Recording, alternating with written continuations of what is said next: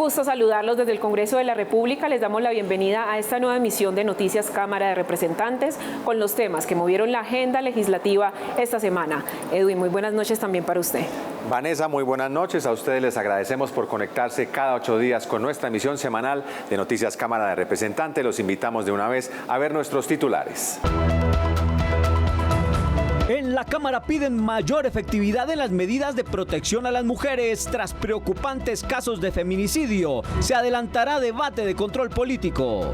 Radican proyecto de ley para combatir la llamada violencia vicaria. Es la que se ejerce en contra de la mujer utilizando a los hijos como método de presión.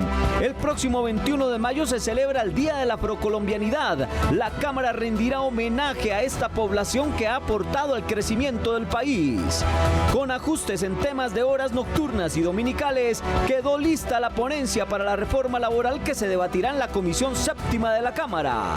Más de 350.000 millones de pesos tiene de déficit la Fuerza Aérea. Por esto solicitaron gestionar aumento de recursos en trámite de adición al presupuesto de la Nación. Toda la información legislativa aquí en Noticias Cámara de Representantes. El país continúa de luto tras el feminicidio cometido contra 3 jóvenes el pasado fin de semana.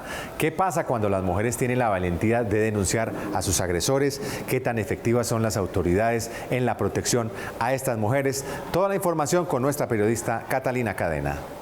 Vanessa, Edwin y televidentes, casos tan lamentables como el de Erika Aponte en un centro comercial al norte de Bogotá dejan en evidencia que el solo hecho de denunciar no es suficiente. Acá recogimos varias opiniones al respecto. Que desafortunadamente la lentitud en los procesos no permiten hoy salvar vidas como lo ocurrió con el caso de Erika. Además de esto, contar con condiciones idóneas, espacios como las casas de la mujer. ¿Para qué? Para hacerle un seguimiento uno a uno de los casos, porque hay casos muy particulares, casos que tienen en sí en riesgo de la vida de la mujer. Una proposición para debate de control político a los ministros de Justicia, al ministro de Defensa, a la Fiscalía General de la Nación. Se hace necesario que estas mujeres que acuden a los órganos de control, que acuden a los órganos de justicia para buscar ayuda, sean atendidas. Expertos en temas de familia consideran que a pesar de que existen diversas entidades como la Personería de Bogotá, las comisarías de familia, la Línea Púrpura o de la Consejería para la Mujer para atender las denuncias de violencia, la ley presenta fallas como por ejemplo en el incumplimiento de la medida de protección no debería darse una orden de arresto que no es efectiva, sino castigar penalmente el incumplimiento con una orden de captura que prive de la libertad al victimario. Estas medidas de protección deberían ser más eficientes, más drásticas, el tiempo debería ser más corto mientras empieza un proceso investigativo para determinar si la persona tiene o no tiene violencia intrafamiliar. Se requiere que el Estado cumpla las leyes establecidas y no se queden en el papel, y además se inviertan más recursos en las instituciones para que haya una atención y seguimiento más oportunos a estos casos de violencia. Fue radicado el primer proyecto de ley en contra de la violencia vicaria, la segunda agresión más extrema hacia las mujeres después del feminicidio. En Colombia se calculan en promedio 498 casos de este tipo. Aquí les contamos de qué se trata. Violencia vicaria es la que se ejerce contra la mujer, pero a través de sus hijos para causar un daño psicológico. Se expresa en conductas como amenazas verbales, violencia sexual, lesiones o secuestro de los hijos, o con la dilatación de procesos judiciales. Representantes explican lo que busca esta iniciativa. La creación de políticas y rutas de apoyo que contribuyan a minimizar esta violencia.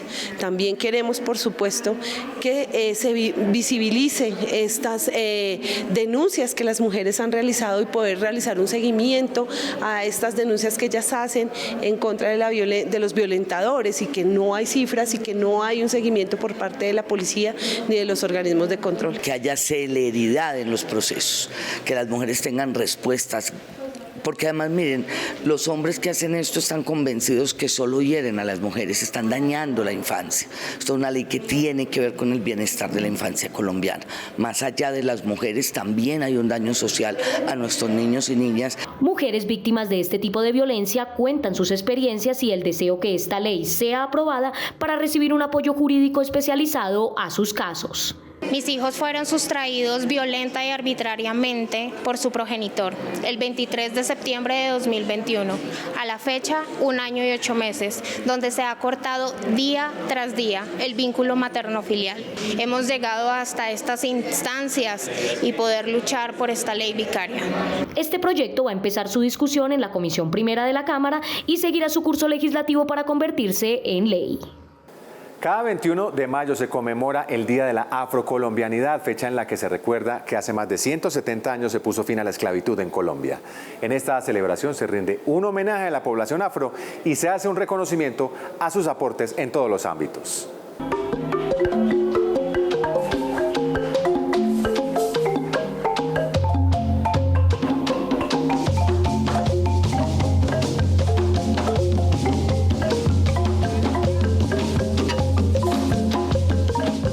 Bajo la presidencia de José Hilario López, en mayo de 1851 se puso fin a la esclavitud en Colombia.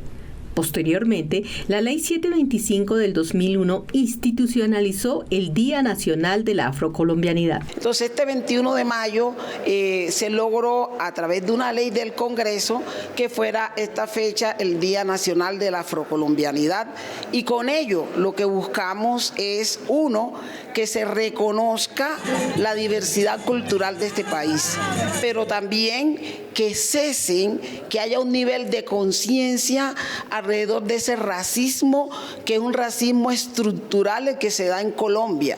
Esta fecha no solo resalta el grito de libertad del pueblo negro, sino que además hace énfasis en el valor cultural y el legado de los ancestros africanos en nuestro país. Este es el legado de identidad, de libertad, de reconocimiento, de justicia y desarrollo. Por eso nosotros seguimos pensando en nosotros, en los afro, y lo que le hemos aportado al país. Por ser colombianos, todos y todas somos afrodescendientes. En Colombia, afrocolombianos. La africanidad está en nuestra sangre, está en nuestra biología y está en el conjunto de las esferas de la sociedad y la identidad nacional. Con la implementación de la diáspora africana en Colombia, se ha dado un paso al reconocimiento de la población afro en todo el proceso político, cultural y social de las comunidades negras, afrocolombianas, raizales y palenqueras. Dentro del Plan Nacional de Desarrollo aprobado en el Congreso quedaron incluidas diferentes iniciativas que son clave para las comunidades negras, afrocolombianas, raizales y palenqueras y que redundará en beneficio y desarrollo para estas poblaciones. Veamos algunas de ellas. En el Plan Nacional de Desarrollo se lograron establecer varias iniciativas en pro de las comunidades negras, afrocolombianas, raizales y palenqueras. Por un lado, quedó proyectado que el plan de inversión para estas comunidades será de 29 billones de pesos a través de proyectos para su desarrollo. Nosotros los chocuanos y chocuanas nos sentimos muy complacidos porque se han aprobado proyectos muy importantes. Estos proyectos los podemos resumir en vías que hemos venido reclamando a través de paros inclusive, pero también de hospitales y sobre todo proyectos de inversión social para nuestro departamento. Uno que va a ser bien relevante es que las comunidades afro, los consejos, van a poder contratar directamente hasta un monto determinado. También quedaron para las comunidades negras algunos centros agroindustriales en diferentes municipios. También quedó establecido que las comunidades negras de la isla de San Andrés y Providencia tendrían prioridad de inversión para ayudar a mitigar los efectos de la crisis que atraviesan. La obligación de priorizar las rutas sociales a San Andrés, precisamente porque ustedes conocen con la crisis que se desató después de la salida en operación de Ivaer y de Ultra, San Andrés ha tenido una disminución del 70% de los vuelos. Algunos representantes a la Cámara aseguran que aunque hubo un avance, las comunidades afro requieren mayores planes de inversión. El rubro no es tan grueso como debería ser, pero que por algo se arranca y desde luego que vamos a seguir insistiendo. Otro de los logros que quedaron en el Plan Nacional de Desarrollo es la inclusión de estas comunidades en el Programa Nacional Integral de Sustitución de Cultivos Ilícitos, PENIS. De esta forma se busca garantizar los derechos de 4.671.160 personas negras, afrocolombianas, raizales y palenqueras. Con algunos cambios a la propuesta inicial para lograr un mayor consenso, ya la reforma laboral propuesta por el Gobierno Nacional quedó en manos de la Comisión Séptima. Temas como las horas nocturnas o los pagos de dominicales son aspectos que se ajustaron para la ponencia positiva que se presentó y que tendrá aportes de varios representantes. La jornada nocturna empezará no desde las 6 de la tarde, sino desde las 7 de la noche. Hemos ganado entonces 2 horas de recargo nocturno para los trabajadores y trabajadoras y hemos ganado 1 hora para los empleadores. En materia de dominicales y festivos se empezarán a cobrar de manera progresiva hasta que lleguemos al 100%. Hoy es de un 75%. Yo estoy de acuerdo con algunos aspectos de la reforma laboral, por ejemplo, mejorar las condiciones actuales de los trabajadores que se encuentran formalmente vinculados. Sin embargo, hemos hecho reparos para defender la micro y la pequeña empresa, sobre todo muchos de ellos vinculando a trabajadores bajo la informalidad y también frente al salario agropecuario. Desde la oposición manifestaron sus reparos a la reforma de acuerdo a lo expresado por algunos gremios. Consideramos que la eliminación del contrato sindical es un error. Pensamos que cargar con costos laborales exagerados a los empresarios definitivamente lo que va es a destruir empleo. Por su parte, el partido de la U presentó una ponencia alternativa en cabeza de uno de los ponentes. Como tampoco compartimos la eliminación de los pactos colectivos, nosotros pensamos en una reforma justa donde hay que proteger a los pequeños sectores y no se pueden equiparar con las grandes empresas. Ahora se espera que la Comisión Séptima inicie el primer debate de la reforma laboral tras el trámite de la reforma a la salud. Debido a los hechos violentos que cada semana enlutan al país, fue citado un debate de control político el comisionado de paz Danilo Rivera. Según los congresistas citantes, el ELN, el Clan del Golfo, la Nueva Marquetalia y otros grupos que el gobierno incluye en el decreto de cese al fuego no están cumpliendo con la paz. El informe completo lo tiene Heuder Gutiérrez desde la Comisión Primera. Vanessa, Edwin y televidentes, muy buenas noches. El alto comisionado para la paz, Danilo Rueda, fue citado a un debate de control político en la Comisión Primera. Los congresistas citantes le preguntaron el por qué presuntamente habrían incumplimientos en el cese al fuego por parte de 7 grupos armados ilegales en varias regiones del país.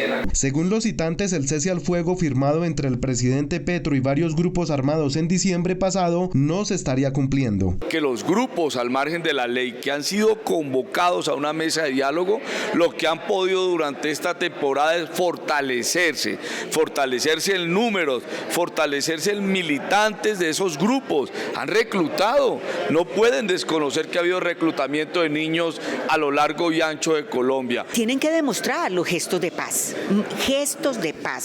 donde se rebajen y se disminuya precisamente esa proliferación, esas amenazas, esos homicidios, tanto de la sociedad civil como de los miembros de la fuerza pública.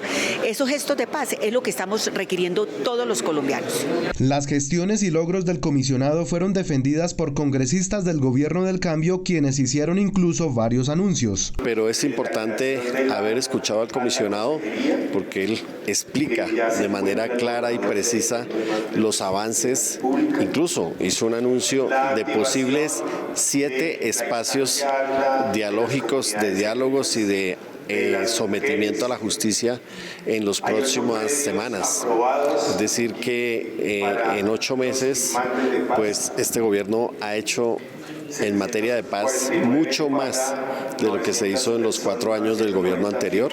Entre tanto, fuentes oficiales señalan que por parte del ELN se han perpetrado 90 actos violentos y que entre las disidencias de alias Iván Mordisco y la Segunda Marquetalia en el corredor estratégico de Sumapaz entre los departamentos del Meta y Cundinamarca, la situación de orden público continúa inestable.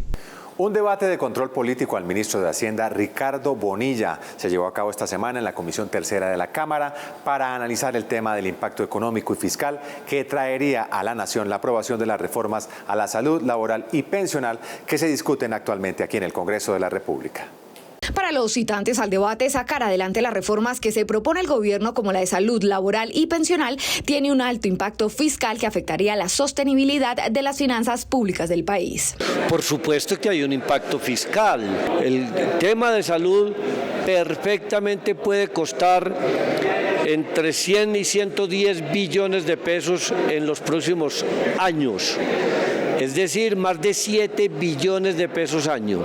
Un inmenso, enorme costo fiscal con el aumento del pasivo pensional del país. Y la reforma laboral, ni se diga, aumenta la informalidad 2 puntos. Es muy grave porque el gobierno nacional de Gustavo Petro nunca se preocupa de dónde sale la financiación de todas las cosas que quiere hacer.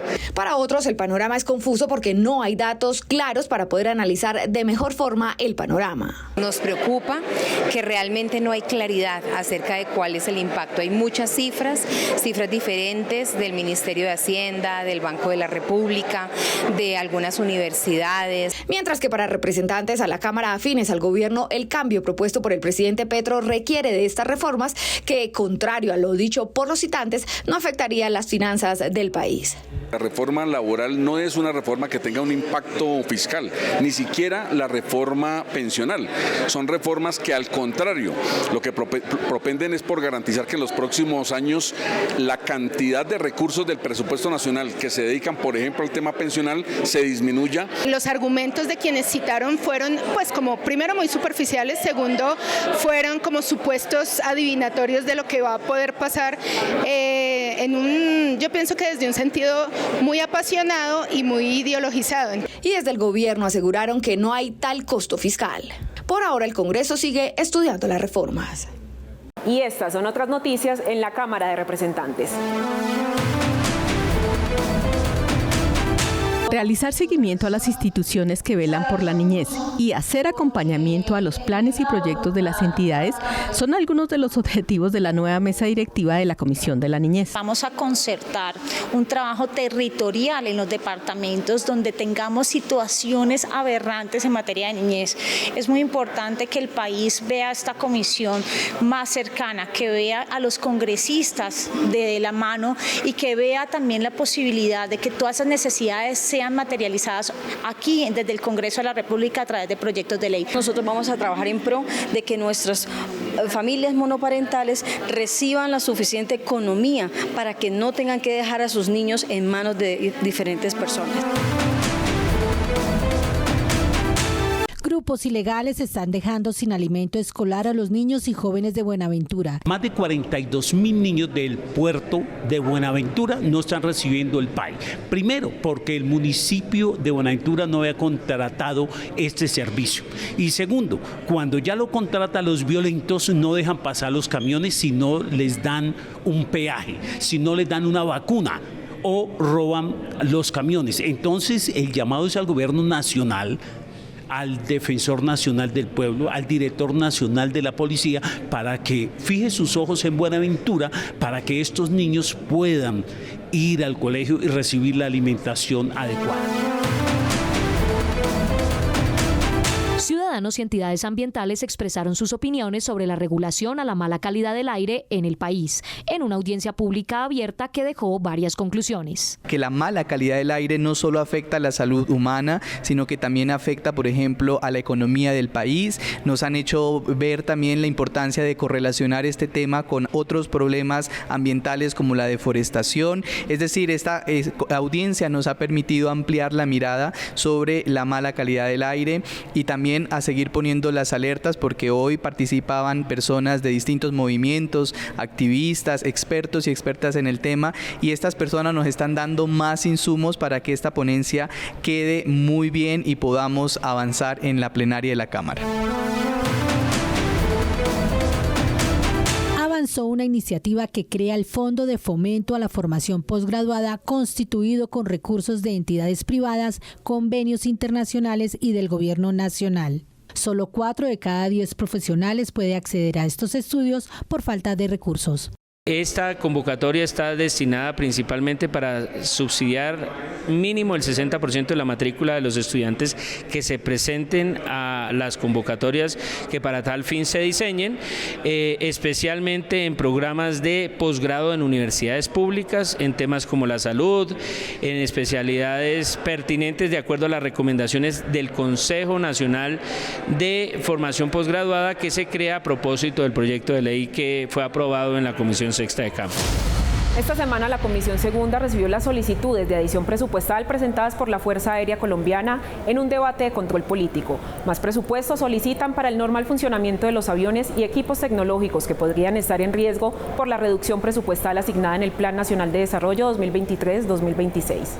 La reducción del presupuesto a la Fuerza Aérea Colombiana en los últimos años podría estar comprometiendo su capacidad de operación. Así lo dio a conocer el comandante de la institución. Los aviones requieren repuestos, requieren combustible, requieren mucha atención para garantizar la seguridad. Desde el 2020, las operaciones de la Fuerza Aérea Colombiana han disminuido drásticamente, pasando de 60.539 horas de vuelo a 36.500 en 2023. La reducción presupuestal tiene paralizada también cerca del 40% de la flota aérea por falta de mantenimiento. Pedimos al gobierno, para poder mantener su Fuerza Aérea Colombiana, es que incrementemos los presupuestos al menos en las mismas proporciones que aumenta el IPC, de tal manera que no empecemos a tener un lastre básicamente de aeronaves en tierra por falta de esos recursos. Ante este panorama, los representantes se comprometieron a gestionar ante el Gobierno Nacional un ajuste en el presupuesto para las fuerzas militares dentro de la adición presupuestal que se tramita en el Congreso. Pues porque todos sabemos que hay un desbalance del presupuesto. Uno de los factores es el incremento que se tiene en el dólar. Es la defensa del país, es la soberanía, es la competencia de Colombia y bueno, no podemos bajar las capacidades. Es preocupante que hasta el mes de julio vamos a tener combustible. Vemos que se hizo un ejercicio que no contempló, en este caso por parte del Ministerio de Defensa y el Ministerio del Interior, los gastos necesarios para el simple funcionamiento básico y a ras, como lo decimos, de la Fuerza Aérea. Luego del respaldo de la Comisión Segunda a la proposición elevada por la Fuerza Aérea Colombiana, que atendería un déficit de aproximadamente 350.000 millones de pesos, lo que se pretende con esta iniciativa es velar por la seguridad y el mantenimiento de los aviones y todos los equipos tecnológicos con los que cuenta actualmente la institución. Recordemos que esto le garantizará la seguridad y la soberanía a los espacios colombianos. Avanza el proyecto que legaliza la prestación del servicio de transporte público en motocarros. Esta actividad se ha convertido en el sustento de miles de familias y una solución de transporte en más de 700 municipios de las zonas más apartadas del país. El proyecto restringe la operación de los llamados motocarros a los municipios de cuarta, quinta y sexta categoría. Se prestará dentro del territorio rural y urbano del respectivo municipio y en ningún caso podrán prestar el servicio de transporte intermunicipal. Esos motocarros ya funcionan. Ya en el país hay una cantidad de motocarros funcionando. Lo que pasa es que están funcionando por fuera de la ley, a riesgo de ellos y a riesgo de las personas que transportan. La falta de reglamentación de este servicio no permite el control de las operaciones a las autoridades locales y expone la seguridad tanto del operador como de los usuarios. No queremos meternos a las ciudades, es algo que debe quedar bien claro al sistema de transporte organizado y a todos los gremios. Este transporte está enfocado a resolver la necesidad del servicio en los municipios de cuarta, quinta y sexta categoría. Para el segundo debate se adelantará una mesa técnica con diferentes agremiaciones de transportadores con el fin de consensuar un texto que permita la legalización definitiva de este sistema de transporte. Y hoy en Pregúntele a un representante hablamos sobre las fuertes declaraciones del exjefe paramilitar Salvatore Mancuso ante la Jurisdicción Especial para la Paz. Veamos el análisis en el siguiente informe. Durante el tercer día de audiencias ante la JEP, el ex jefe paramilitar Salvatore Mancuso aseguró que apoyaron a distintos políticos en elecciones. También contó quién dio la orden de asesinar a periodistas y defensores de derechos humanos y también se refirió al delicado caso del asesinato de un alcalde en el departamento de Sucre. ¿Qué opinan los congresistas de las delicadas declaraciones? Aquí les contamos. Creo que es necesario conocer la verdad. Conocer la verdad también nos permite pues realmente conocer en la política y todos los que estaban inmersos en esta problemática del país, pues decir que hay que avanzar con la verdad. No sé por qué le tienen tanto miedo en Colombia que se diga la verdad, inclusive en el plan de desarrollo uno de los artículos donde se le recomienda a la JEP para que avance con el tema de la verdad y algunas recomendaciones, pues creo que es prioridad y necesario que en Colombia se sepa qué fue lo que pasó y qué fue lo que sucedió. Bueno, yo creo que este es un acto de mucho valor e invito no solamente al señor Mancuso, sino a todos los actores del conflicto a que digan la verdad, que cuente qué ocurrió realmente en el conflicto colombiano, para así garantías de no repetición y memoria histórica con la verdad se avanza. Yo creo que lo más importante es que cuenten qué ocurrió en el conflicto interno para que los colombianos sepan la verdad de este conflicto. Esta semana, Colombianita y Pacífico Cabrera estuvieron con la representante del Partido Dignidad y Compromiso por Bogotá, Jennifer Pedraza. Los temas: educación pública gratuita, vacaciones legislativas y los proyectos y programas en la Comisión Cuarta. El representante Dignidad y Compromiso, ¿sí ha podido ejercer el cargo con dignidad? A eso nos hemos dedicado, es la primera vez, por supuesto, que estoy en el Congreso, entonces he venido aprendiendo mucho de todo el trámite legislativo, pero además estoy muy feliz de estar estrenando partido porque es un partido nuevo y yo sé que en general no es que los jóvenes estemos todo el tiempo pensando en qué partido nos vamos a meter, yo sé que hay una decepción y una desilusión política en general de muchas personas que sienten como hastío, cansancio de la política. ¿Hay más paros en la universidad o en el Congreso? Eso. Es verdad. Aquí hay unas vacaciones, digamos, del Congreso que son muy amplias y es un periodo en el que no trabaja el Congreso de la República.